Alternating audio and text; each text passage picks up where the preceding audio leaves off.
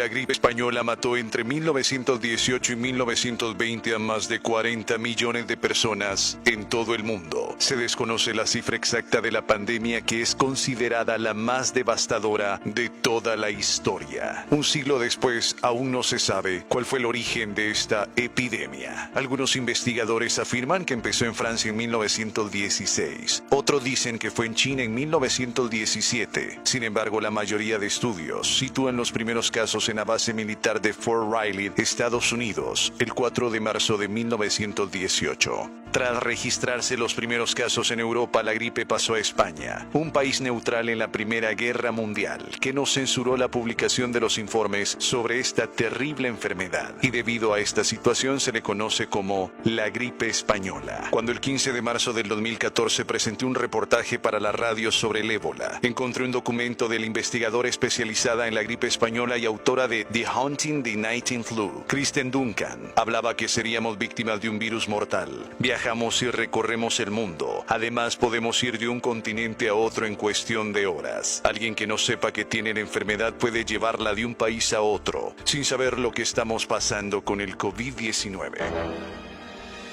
Los síntomas de la gripe española eran fiebre elevada, dolor de oídos, cansancio corporal, diarreas y vómitos ocasionales, y también a veces dificultades para respirar. El drama de la guerra también sirvió para ocultar la elevadísima cantidad de fallecidos. Ahora la pregunta es, ¿cómo desapareció la gripe española? ¿Y cómo vamos a terminar con el COVID-19?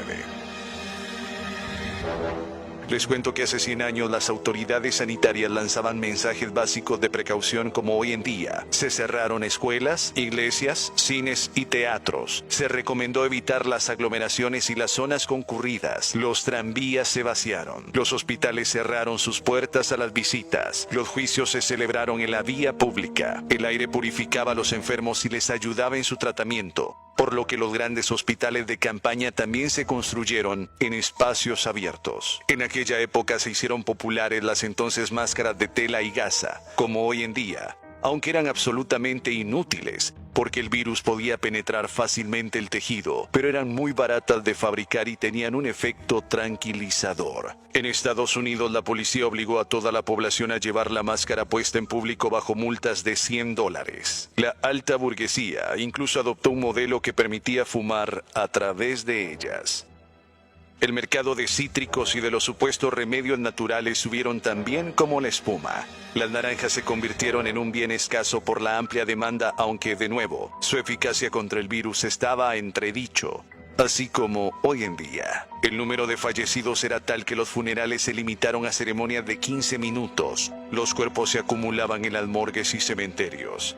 Había escasez de ataúdes, funerarias y sepultureros. Una investigación del Hospital Clínic de Barcelona recoge que las ciudades con una mayor tasa de mortalidad e incidencia de contagios era precisamente en aquellas donde el culto religioso estaba más enraizado. Los obispos afirmaban que el mal podría ser una consecuencia de nuestros pecados. La venganza de Dios había caído sobre nosotros, mientras hacían rezos en actos masivos, contribuyendo a propagar el virus. El temido virus desapareció de manera natural, cuando se quedó sin huéspedes que contagiar. La menor densidad de población y la mayor de inmunizados hizo imposible su expansión a partir del verano de 1920, a pesar de que los métodos preventivos y cuarentenas fueran, por lo general, un auténtico desastre. Por eso es que nos fascina la historia, porque revisando el pasado podemos pronosticar el futuro, y lo más probable es que con el COVID-19 pase exactamente lo mismo. Así como vino, se fue. Locución: Juan Pablo Mata.